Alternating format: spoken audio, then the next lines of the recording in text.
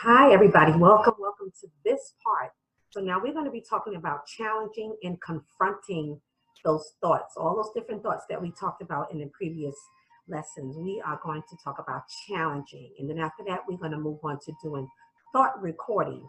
So I'm giving you some strategies that you can utilize to help you challenge and confront those thoughts. And that's all a part of, I believe I taught it earlier in the course about it's from Socrates, Socratic questioning, yes, and Socratic thinking. You are confronting, you're challenging, you're attacking the thoughts instead of allowing the thoughts to attack you and to disempower you or make you feel disempowered.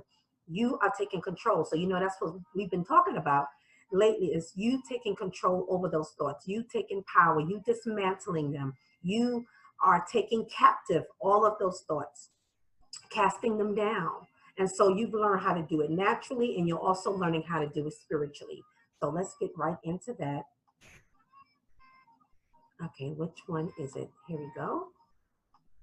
There we go. Okay, so we're gonna leave it open in my PDF, and then the next one we're gonna go through some slides.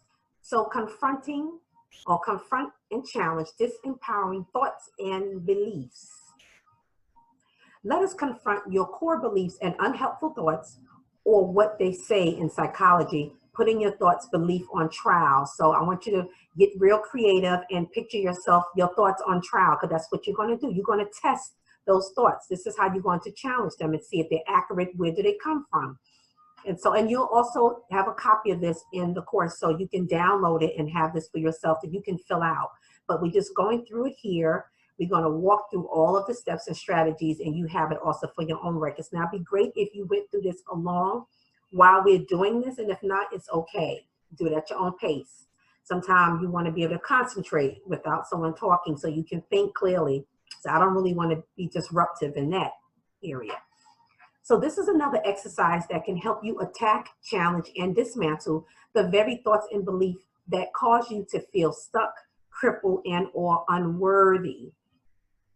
This process begins with collecting and gathering evidence, proof against and in support of your thoughts.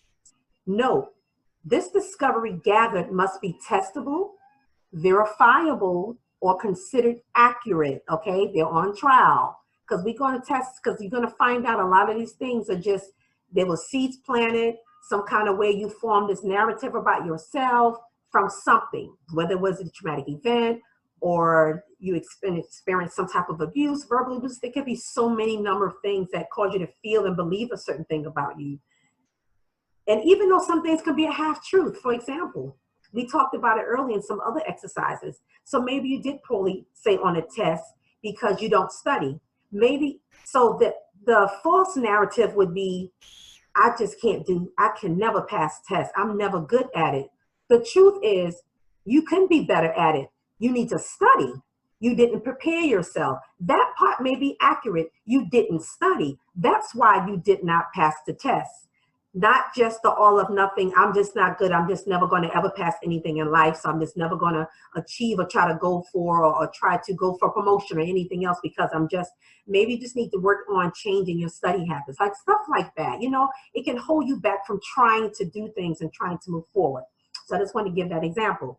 All right, now remember, everything must be verifiable, testable, and considered accurate.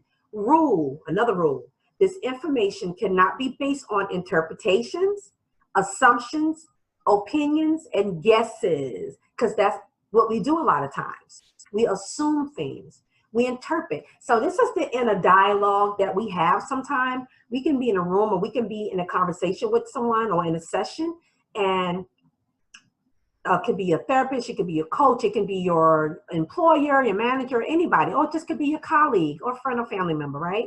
Having a conversation with you about something. The inner noise that often distract us from those core beliefs, if someone is explaining something to you, you can internalize a lot of things from this inner noise you have. Those inner noise is the negative thoughts, are the negative thoughts you are experiencing, and that also blocks you from hearing what the person is saying and properly interpreting what somebody's saying, because sometimes you are already trying to answer or trying to speak for them before they even finish, because you assume they was getting ready to say something else. How many of you have experienced that?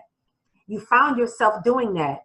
Now, like I said, a lot of these things, a lot of us have done sometime, but I want to deal with those of you who usually respond to situations or conversations like this. You already thinking before for the person, you know, because you're so used maybe of being unheard, devalued, disempowered. So you ought, it's like a dysfunction. You self-sabotage something before it even happens. You don't even know, based on some past history of negative things have happened to you. And so now you feel like, and sometimes you're doing this subconsciously, you don't even realize it. It's almost like sabotaging a relationship. You feel it's already, the inner noise says, and the negative thought says, this is not really going to last long anyway, so I'm going to kind of do something to just kind of end it quick. Now, you may not verbally say that or aware that's what you're doing, but that is actually what you're doing, because it's a dysfunctional behavior and it's something that you used to doing. And so you do without even thinking about it. You start bringing up stuff. You almost like you create dissension, you create discord and start disputes, because it's like subconsciously you're sabotaging it because you feel you have a distrust issue or whatever else, and you feel like, okay, this is not going to end. This is not going to be good anyway. It's going to end soon, so I'm just going to do all these different things to kind of move it along, to expedite the whole process. So this is like that inner noise. This is the stuff that you deal with internally, and sometimes you are just not aware of it. So you have these interpretations you form, you make these assumptions, opinions, or guesses, but they may not be accurate. This is what I want you to think about. So list your thoughts. This is where you will list your thoughts here. All of those thoughts now. You can think of the situation, right? You're putting that thought on trial. Think of a thought that always kind of consume you, something that's always ruminating, right? Write that down. List those thoughts, maybe more than one, okay? Something that you told yourself or you believe about yourself. So we're dealing with core beliefs. List the evidence that to confirm or that would confirm your thoughts. List all of that. Don't forget the rules that we discussed, okay? So this is your defense. This is time for you to defend yourself, defend your thoughts. Now, the prosecution comes with evidence held against this thought. So what is the evidence held against this thought? Something goes against it, and you're going to write that down, because you're going to weigh the two. Something is either false or something is either accurate, or somewhere in the middle. Judge's verdict, right? This is usually what happens. Judge's verdict. The judge determines the verdict regarding your thought and if it is fair, true, and are there explanations for these facts. If you found some facts, what are the explanations for them? So you're going to get deeper into that. So that's the beginning of putting our thoughts on trial. We're going to move into more strategies in order for you to do this and visualize this. And I want you to put into practice. You know, now this is something, remember, you're setting a mindset. So you're learning to critically think about things before you respond, before you react, before you draw conclusions about things. You're learning to put thoughts and core beliefs on trial before you jump the gun, so to speak. So let me see. I'm going to come out of this and move into the rest of the exercise right here. Here we go. I got it in slides. We're going to move into that. Okay. I got to move this thing again because it's in my way. All righty. Okay. So let's go to trial, guys. One traditional CBT, which is cognitive behavioral therapy, intervention method of checking whether a thought is accurate is to examine the evidence, right, for and against the thought. You can think of this process as being a bit like a court case, or a thought is in the dock. I'm sorry, I got a little message. Or, okay, where are we? Thought is in the dock. The defense are arguing that it is true, and the prosecution are arguing that is a false. Your job is to be the defense, prosecution, and judge. So you're playing all three roles. I want you to picture that, what happens in court. You have your defense, like you have a defense attorney, right, for yourself, except you are the defense attorney about your thoughts, and you are the prosecutor as well, arguing against that, then you have to come up with a verdict. At the end of all this, you're going to really have all these, when you gather all this information, any facts, any evidence, any false, whatever, now you're going to be able to really determine, is this really accurate? Is this really true? Or is it A, B, C, and D? You know, kind of like the example that I gave. Let's get back into this. I just had a little disruption, but we took care of that situation. All right, so we're putting everything on trial, and we went through that you're going to play all these roles. Examining evidence for and against a thought.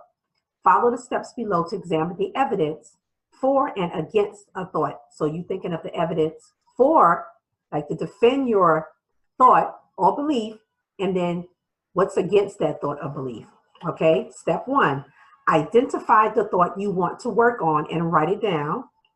Only work on one thought at a time. If you had an image rather than a verbal thought, ask yourself, what does that say about me? And use the answer as your thought. Okay. Step 2. So I'm giving you the strategies, and you're going to really work on this yourself. But we can discuss it as well, like I said, in a private group, and then we'll go over everything. Give the thought an initial belief rating. How strongly do you believe in the truthfulness of that thought right now? Because that may be an indicator as well of how close, if there's some accuracy to it or what, right? You'll start to see when you do this process and you finish this whole exercise, you're going to find out, you're going to be empowered because you're going to learn some things, right? Step 3. Next, make a list of all of the reasons why that thought might be true. Some of these reasons might be better than other, but don't censor anything. Just to be honest and write them all down. Keep asking yourself, what is the evidence that makes me think this is true? Like, think of some example. I gave some examples about always thinking that you're never gonna pass any kind of test or anything, because you just, instead of the truth is just, it's not really, that's not the truth. The truth is you don't prepare yourself. Maybe you don't study. Maybe you're not a good studier. Maybe you need to learn how to do that. That is what the work needs to be done. Then we can get back on accomplishing whatever goal you need to accomplish. So I was trying to give you a mental picture, a good example of that. All right, so so let's move, we on step 3, right? Okay, some of these reasons might be better than the other, but don't censor it. You're writing everything down, and you're gonna keep asking yourself, what is the evidence that makes me think this thought is true? Okay, we're gonna move to step 4. Continue on the next page. Now make a list of all the reasons why this thought might not be 100% true. It could be a number of factors. You might find it helpful to ask yourself, if a friend thought this about themselves, what would I say to them? What would you say? So now almost play the counselor, the coach, the therapist, whatever, or just a helpful friend. What would you say to your friend if they thought this about themselves? So you're learning how to not only think critically, you're learning to self-talk, you're learning to analyze things, you're learning to measure, because you're trying to find if there's any accuracy, where the falseness comes from. So a lot of times when you put yourself in other people's shoes, and I know a lot of people say they're really good at helping people, but when it comes to helping themselves, oh my gosh, they're just like the worst, because they don't apply to themselves, because they're still dealing with a self-worth issue. Woo, me fumbling, but we're not doing this. Oh, we're just going to keep on going, right? These things happen. We stutter, there's so much I got on my brain I want to get out. I really, really, really want you to get the meat out of this. So I want you to do that part. Then move on to, when was the last occasion that I had a thought like this that wasn't true? When was the last occasion that I had a thought like this that wasn't true? So think of another time when you kind of was having the same thought and you found out it really wasn't true, right? So now you're trying to see how often you do this. What facts or evidence make me suspect that this isn't completely true? What facts or evidence makes me suspect that this isn't completely true? Just like the test example, it's just easy to go to that. The evidence is I didn't study. Well, it isn't completely true. So I didn't prepare myself. That's the truth, but it's not true that I could never, ever pass any kind of tests. So, okay. Have there ever been any times when this wasn't true? Write all of that down. If I look back on this thought in 20 years, what would I say to myself? So that's called forward thinking, which usually helps a lot. That's why they have those questions in 5 years. Where do you see yourself in 5 years? What do you want to accomplish? Or do you see this happening? Is this really going to affect you in 5 years? That's forward thinking. Step 5, now read the original thought, okay? All of the reasons why it might be true and all of the reasons why it might not be true. Do this out loud if you can. I tell you, it helps to reinforce things when you read out loud. Step 6, say to yourself, given all of the evidence, is there a better way of summing up this situation? Now you're problem solving, you're thinking. If you're doing this in a relaxed, calm state and you're not worried or preoccupied with those negative thoughts, you need to be, I want you to be relaxed when you do this exercise. I want you to have a quiet space, a safe space, undistracted, so you can really concentrate and think about this. That's when it's going to be more beneficial, and you're going to be rested, and your nervous system is going to be calm, and your brain is going to be online, and you'll be able to process and take in everything and respond to it. Step 6. Okay, so we just read that, right? Giving all the evidence, is there a better way of summing up the situation? Is there a more helpful way of thinking about myself or this situation? Think about that and then write that down. See, when you're calm, you can think better. This is why it's best to be relaxed, because now you can really formulate or think of other perceptions, perspective, change the way you're thinking about it. And sometimes if you have to act like you're somebody else, do that as well. So pretend is good. Acting is good when it comes to things like this, because sometimes, like I said, a good visual or kind of drawn a scenario around it, you can see yourself responding differently, because now you're not thinking so much inwardly. Now you're thinking outwardly and you're thinking forward. Have I been judging myself harshly? Is there a fairer, more balanced way of summing this up? Is there a way of thinking about this now that is more likely to help me achieve my goals? Write all of this down, because this is going to be your record. This is your thought record. Step 7, write down your new thoughts. So when you come up with a new way of thinking about it or believing, write all of that down. So now the new stuff is coming. Step 8, rate how strongly you believe in the new thought in your old thought right now. See, now you're going to do the measuring. You're going to compare. You're going to weigh it. See what kind of weight it carries. What do you notice? So write down what you notice about that whole process. So I just gave you some more strategies and some help. We did recording your thoughts, or you call it thought recording. And then we talked about challenging and confronting those negative thoughts, those core beliefs. I want you to practice that and get into the habit. Now, you're not going to do all of that every time you have those negative thoughts, but you're going to do it instantaneously. It's going to be natural after a while when you get in the habit of examining things. This is what makes a good leader or speaker or teacher, educator, counselor, all of that, because they think critically about things, you know, and you're also thinking about how the other person is receiving it. That's good communication. So you want the person to receive it. You're not speaking just to be heard and get the last say. You're speaking, or you're talking, or you're educating because your goal is to teach, and you want the person to grasp and to receive what you're putting out there as a communicator. There's usually a giver and there's a receiver. And so any healthy relationship, your goal is to come to an understanding. Even if you don't agree, you coming to an understanding and you're hearing each other. And that's it. So I hope this little exercise was very, very helpful, and reinforces all of the strategies and what we've been talking about thus far. Hope you're getting a lot out of this program. Are you developing your new mind, a new way of thinking and believing? And you know, so now you tested all of the negative stuff. You tested the false narratives. You tested even the roots of it, where it came from. Because somebody could have said something to you doesn't mean it's accurate, it's true. They might have been projecting a lot of their insecurities and their own issues. Did you think about that? On you? Because again, that's the dysfunction. Sometimes you get used to operating in a certain behavior. We don't even realize it, and we don't realize how we affect other people. This is what I want you to get. This also develops a level of empathy, because you're also trying to understand other people, why they see things the way they see it, why they feel the way they do. You're understanding what's behind it. When you can do this for yourself, that right there is elevation. That right there is another level.